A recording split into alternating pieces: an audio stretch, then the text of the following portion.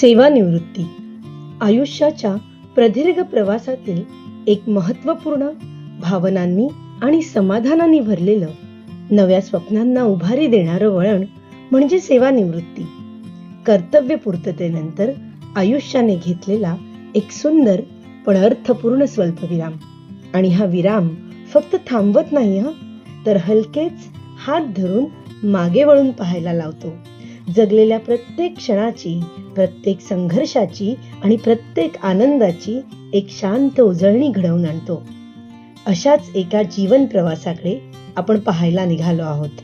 एका अशा व्यक्तिमत्वाच्या प्रवासाकडे ज्याचं असणं हाच एक सोहळा आहे.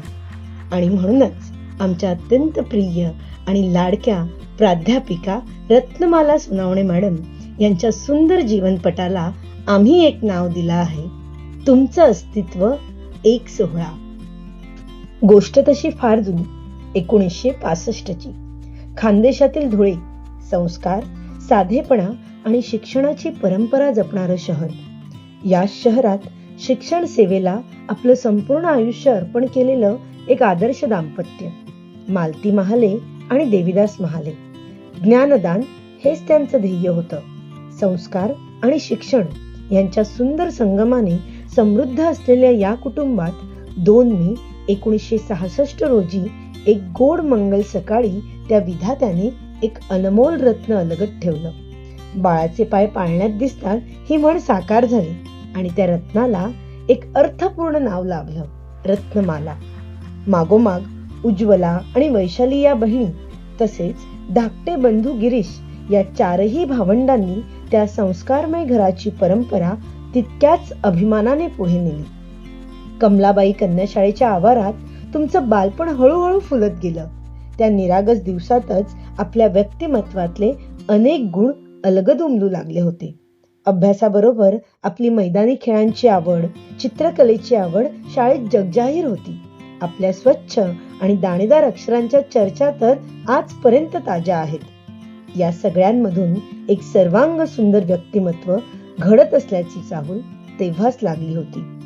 1984 मध्ये SSVPS महाविद्यालयात प्रवेश घेताच आपल्या ज्ञान प्रवासाला जणू नवी दिशा आणि उंची लाभली.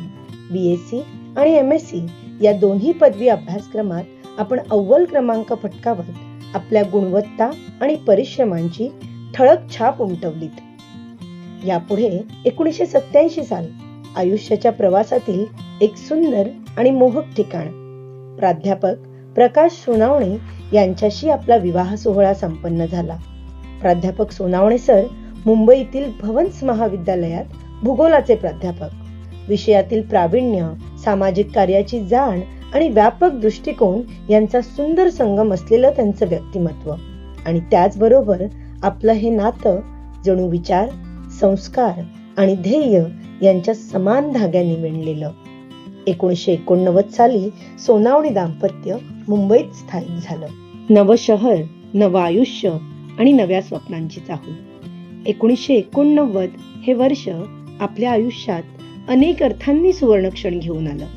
एकीकडे सुपुत्र पियुष याच्या जन्माने संसारात आनंदाची पालवी फुटली आणि त्याच वर्षी शिक्षक म्हणून तुम्ही तुमच्या कारकिर्दीचा श्री गणेशा वसईतील वर्तक महाविद्यालयातून केलात.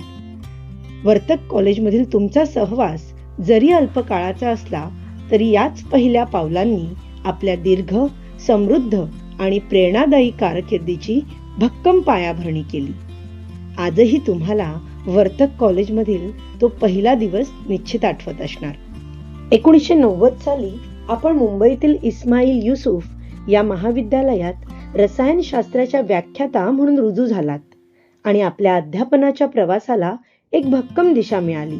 1990 ते 2011 या 21 वर्षांच्या काळात महाविद्यालयात होणाऱ्या विविध परीक्षा, न्याक, सांस्कृतिक कार्यक्रम, खेळ, विविध समिती या साऱ्यांमध्ये आपण अत्यंत नियोजनबद्ध आणि उत्साहपूर्ण सहभाग घेतलात. याच काळात 1996 साली आपल्या आयुष्यात आपली कन्या प्रणालीचं आगमन झालं आणि आई म्हणून तुमचं आयुष्य अधिक समृद्ध झालं.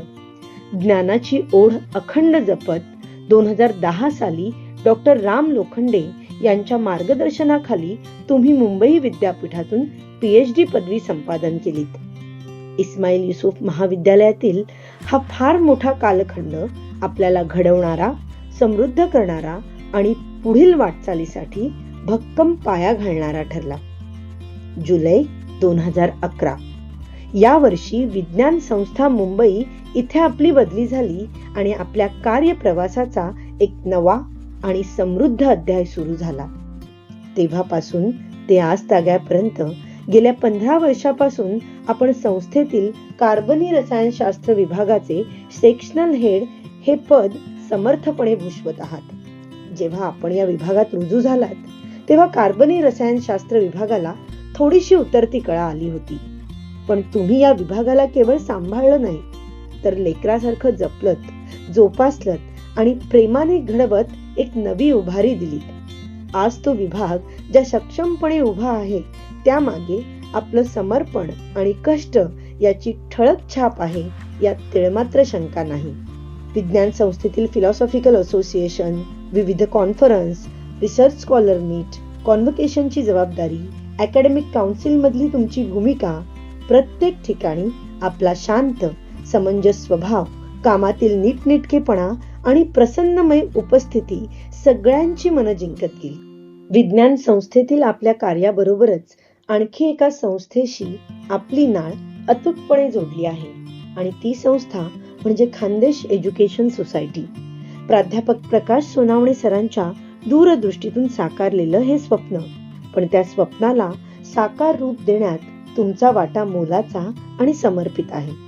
साक्री तालुक्यातील एक छोटंसं गाव तामसवाडी, जिथे पूर्वी फक्त 4थी पर्यंत शाळा होती आणि पुढचं शिक्षण घेण्यासाठी विद्यार्थ्यांना तब्बल 10 किलोमीटरची पायपीट करावी लागत होती. या परिस्थितीची जाणीव ठेवत 1992 साली कोणतंही आर्थिक पाठबळ नसताना या शाळेची मुहूर्तमेढ रोवली गेली. या छोट्याशा रोपट्याचं आज एक भक्कम फुललेल्या वृक्षात रूपांतर झालं आहे.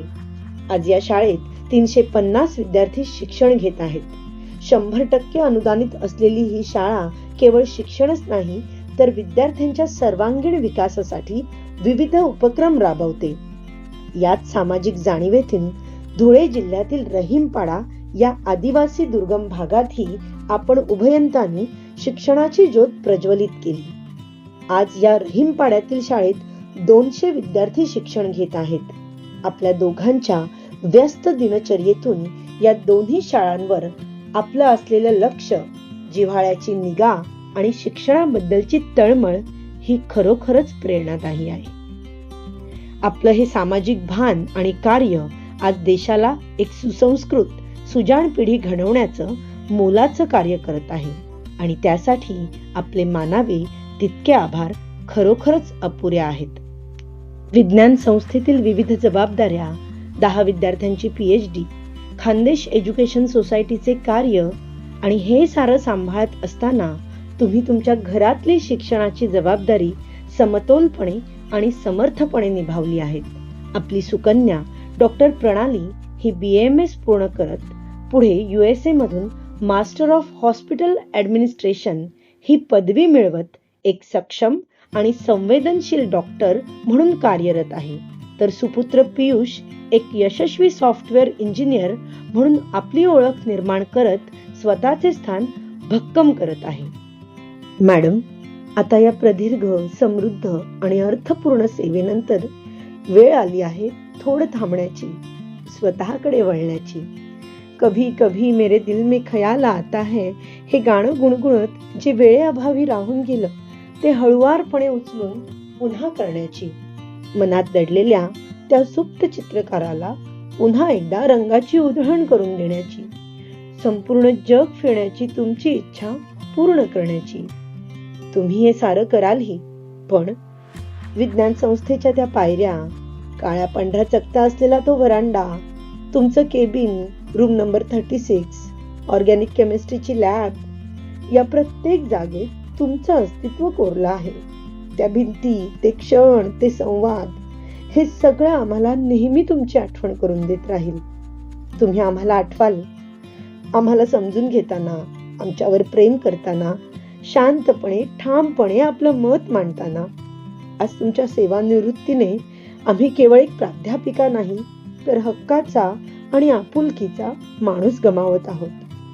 डोळे आमचेही भरतायत आणि तुमचेही.